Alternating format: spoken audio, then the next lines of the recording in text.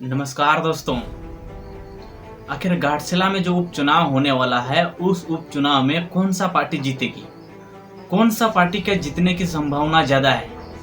कि जेएलकेएम से खड़ा रामदास मुर्मू या बीजेपी से खड़ा बीजेपी से जो खड़ा है बाबूलाल सोरेन वो जीत सकता है, या फिर जेएमएम से खड़ा सुमेश चंद्र सोरेन? इन तीनों पार्टी का काफिला काफी तेजी है, काफी जोरों तोरों से रैली कर रहा है, काफी जोरों तोरों से उन लोगों ने घर घर जाके प्रचार प्रसार कर रहा है। जेएलकेएम ने भी अपने भोकाल के साथ, अपने स्कॉर्पियो के साथ निकल कर घर घर पंचायत जाके प्रचार करना शुरू कर दिया।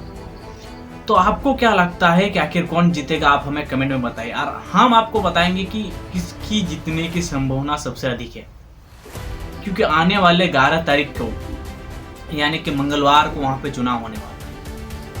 तो आखिर कौन सा पार्टी जीतने की अधिक संभावनाएं है कि कौन सा पार्टी वहां का विधायक बनेगी? क्योंकि जिस भी पार्टी को वोट एक बार मिल जाते हैं वो 5 साल तक के लिए वो वहां पर शासन करेगा, वहां का विधायक बने रहेगा। तो जनता किसे चुनेगी ये बात तो बात की बात है। क्या हम लोग अपने अनुमान से लगा सकते हैं कि आखिर कौन जीतेगा वहां पर? किस पार्टी का दबदबा सबसे ज्यादा है? क्योंकि जेएलकेएम और कुर्मी का जिस तरह से भी विरोध चल रहा है, तो उम्मीद कम है कि रामदास मुर्मू को वोट मिलेंगे। वैसे ही रामदास मुर्मू का पेज डाउन हो चुका है, क्योंकि कुर्मी और आदिवासी का जिस प्रकार से विरोध प्रदर्शन देखने को मिला है, लगता है कि अब उसे वोट कम मिलेंगे, क्योंकि वैसे ही उसका 50% वहीं पर डाउन हो जाता है। और 50% डाउन होने के साथ अगर तो जो 50% जो बाकी हैं वो उम्मीद नहीं है कि वो सभी के सभी वोट उसे मिलेंगे। अब मेन बात आती है जेएमएम और बीजेपी, यानी कि बाबूलाल सोरेन और सुमेश चंद्र सोरेन। इन दोनों के बीच काफी टक्कर देखने को मिलेंगे। टक्कर इसलिए देखने को मिलेंगे क्योंकि चंपई सोरेन पहले जेएमएम के सरकार में थे, पहले जेएमएम में थे, अब वो वहां से निकलकर बीजेपी ज्वाइन हो चुके हैं। तो क्या ऐसे हो सकता है कि कोई, क्योंकि चंपई सोरेन का वहां कोई मेन रोल नहीं है, चंपई सोरेन का घाटशिला विधानसभा क्षेत्र में कोई मेन रोल है ही नहीं, लेकिन मेन रोल आता है रामदास सोरेन, जो कि अभी इस वक्त हम लोग के बीच नहीं रहे। उसी का बेटा सुमेश चंद्र सोरेन अभी इलेक्शन में खड़ा है, अभी इसको प्रत्यक्ष के रूप में अभी वो चुनाव लड़ रहे हैं। तो उम्मीद सबसे ज्यादा वही है कि सुमेश चंद्र सोरेन को वहां पर ज्यादा वोट मिलेंगे, क्योंकि वहां पर खुद हेमंत सरकार, झारखंड मुख्यमंत्री माननीय हेमंत सोरेन वहां पर खुद जाकर प्रचार प्रसार कर रहे हैं कि आखिर जो वोट है वहां का विधायक है, वहां पर सबसे ज्यादा किसको वोट मिले? जेएमएम की सरकार हेमंत सोरेन को मिले। इसीलिए सभी का निगाह यहीं पर है कि उम्मीद सबसे ज्यादा अभी जिसका ग्राफ जो ऊपर देखने को मिल रहे हैं, प्रचार प्रसार तो सभी पार्टी कर ही रही है, प्रचार प्रसार तो हर पार्टी घर घर, हर पंचायत, हर द्वार जाके कर ही रही है, हर किसी से वोट मांग ही रही है। लेकिन जो उम्मीद हमें लग रही है वो हमें लग रही है कि जेएमएम की सरकार जीतेगी, क्योंकि पहले से रामदास सोरेन वहां पर का एमएलए था, अब उसी का बेटा को खड़ा कर दिया गया है। क्योंकि अगर रामदास सोरेन अगर अच्छा खासा काम किया है तो 100% है, 101% चांस है कि वही जीतेंगे, सुमेश चंद्र सोरेन, उसका बेटा को। लेकिन अभी जो बात आती है जेएलकेएम, जिस प्रकार से वो गरज रहे हैं, जिस प्रकार से वो प्रचार प्रसार कर रहे हैं, प्रचार प्रसार करना और लोगों के दिलों में जगह बनाना ये बहुत दूर की बात है। क्योंकि वैसी जिस प्रकार से कुर्मी और आदिवासी के बीच में अभी विरोध चल रहे हैं, अभी तक भी रुका नहीं है, क्योंकि ऑलरेडी इसको हुए 2 महीना चल रहा है, 2 महीना से ये विरोध प्रदर्शन चल ही रहा है। आदिवासी भी रुकने का नाम नहीं ले रहा और कुर्मी भी अपना केस वापस लेने का नाम नहीं ले रहा है। तो इससे ये मेन मुद्दा यहीं पर आता है कि उम्मीद है कि जेएलकेएम पार्टी को, हालांकि खड़ा तो रामदास मुर्मू हुआ है, क्योंकि घाटशिला जो विधानसभा जो क्षेत्र है वो आदिवासियों का क्षेत्र है, वो अनुसूचित जनजाति का क्षेत्र है, वहां से केवल आदिवासी ही खड़ा हो सकता है, उससे ओबीसी समाज के वालों से या फिर ई वालों से नहीं खड़ा सकते, ईडब्ल्यूएस जनरल, वो लोग कोई खड़ा नहीं हो सकता, ओनली वहां से आदिवासी बने कि एसटी खड़ा हो सकता है।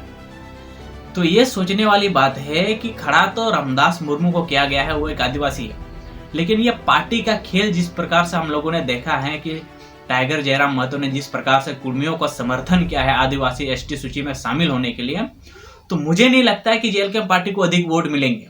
उम्मीद है कि वो वोट मिलेंगे, ऐसी बात नहीं है कि नहीं मिलेंगे, लेकिन कम मिलेंगे। सबसे ज्यादा जो मेन हाईलाइट पे मुझे देखने को मिल रहे हैं वो है सुमेश चंद्र सोरेन, यानी कि जेएमएम की सरकार, यानी कि जेएमएम के विधायक यानी कि सुमेश चंद्र ही विधायक बनने की संभावना है, हमें ऐसे लगता है। आप लोग वोट किसे दे रहे हैं, आप लोग मुझे कमेंट में जरूर बताइएगा। और आप लोग को क्या लगता है कि कौन सा पार्टी को जीतना चाहिए, ये भी कमेंट में जरूर बताइएगा। और चैनल पर न्यू आए हैं तो सब्सक्राइब करके बेल और नोटिफिकेशन को ऑल पे सेलेक्ट कर दें, क्योंकि हम लोग झारखंड की नहीं, हर जगह की नॉलेज, इन्फॉर्मेशन, पॉलिटिकल, हर तरह की एजुकेशन हम आप लोगों को देंगे, हर तरह की एजुकेशन आप लोगों को सिखाएंगे। क्योंकि बिरसा मुंडा का यही सपना था कि हर किसी को शिक्षित और विश्वसनीय बनाना ही हमारा धर्म है। क्योंकि हम जाति पर भरोसा या धर्म पर भरोसा नहीं करते, हम लोगों पर भरोसा करते हैं। क्योंकि हम आदिवासी नहीं रहेंगे, हम जाति नहीं रहेंगे, तो हम धर्म का क्या करेंगे बताइए। तो इसीलिए आप सभी से रिक्वेस्ट है, इस चैनल पर जो भी नहीं आए हैं सब्सक्राइब करके बेल नोटिफिकेशन को दबा दें। अब बात करते हैं कि अगर JLKM के पार्टी नेता जीत गए तो वहाँ का जनता खुश होगी या नाराज होगी। क्योंकि नाराज तो घरसला का अगर लोग वोट दे के जिता रहे हैं उसको तो नाराज तो नहीं होंगे, लेकिन नाराज कौन लोग होंगे, बाकी जगह के लोग, बाकी विधानसभा के क्षेत्र के लोग, दुमका के लोग, साहिबगंज के लोग, अलग जगह के लोग को गुस्सा आएगा, उन लोग को नाखुश होंगे। जब कभी किसी तरह का घाटशिला विधानसभा क्षेत्र में किसी प्रकार का दुख तकलीफ होगा तो आदिवासी आवाज उठाने से हिचकिचाएंगे। क्यों हिचकिचाएंगे? क्यों आप लोगों ने आदिवासी विरोध पार्टी को जिताया है। आपने जिताया तो आदिवासी को है, लेकिन विरोधी पार्टी को जिताया है। ये आदिवासी का नजर में जाएगा, ये आदिवासी का रूप से आप लोग को देखने को मिलेंगे। तो इसीलिए आप लोगों को कहेंगे कि सोच समझ के वोट दिए। हम नहीं बोलेंगे कि इसको वोट दिए उसको वोट दिए, लेकिन आप लोग सोच समझ के वोट दिए कि आखिर आप वोट इतना कीमती वोट दे किसे रहे हैं। आपका क्षेत्र में विकास कौन कर रहा है, आपका सरकारी स्कूल कौन देख रहा है, आपका हेल्थ कौन देख रहा है कि वहाँ का सरकार क्या करे, वहाँ का हॉस्पिटल कैसा है, वहाँ का सरकारी स्कूल कैसा है, वहाँ का रोड कैसा है, वहाँ पे बिजली सही से मिल रही है कि नहीं, वहाँ का रोजगार के बारे में कौन बात कर रहा है। ये मेन इंपॉर्टेंट बात है। इस सब मुद्दा पे जो आप लोगों का सवाल उठाता है, जो इस सब मुद्दा को बात करता है, आप उसे वोट दिए, क्योंकि आने वाला दिन वही आप लोग को सुधार सकता है। चाहे आप इन तीनों पार्टी को छोड़ के जो 9 निर्दलीय पार्टी है, आप उनको भी वोट दे सकते हैं। अगर वो अच्छे पार्टी है, अगर वो अच्छे नेता है, तो आप उसे भी वोट कर सकते हैं। जरूरी नहीं कि इन 3 नामचीन पार्टी को ही वोट दिया जाए, आप उन लोगों को भी वोट दे सकते हैं, क्योंकि वो भी आपका क्षेत्र में अच्छे कार्य कर सकते हैं, वो भी आपके क्षेत्र में बदलाव ला सकते हैं। इसीलिए जरूरी नहीं है कि इन तीनों पार्टी को ही वोट देना है, उन सभी को भी वोट दीजिए, उन सभी को भी जिताइए। आप सबका मौका है। अभी आप लोग नया विधायक चुन रहे हैं, नया विधानसभा के क्षेत्र में अगर आप नया विधानसभा बना रहे हैं, तो आप लोग से उम्मीद करते हैं आप एक अच्छे नेता और बेहतर नेता चुनेंगे। तो मिलते हैं नेक्स्ट वीडियो में, तब तक के लिए सबको जोहार।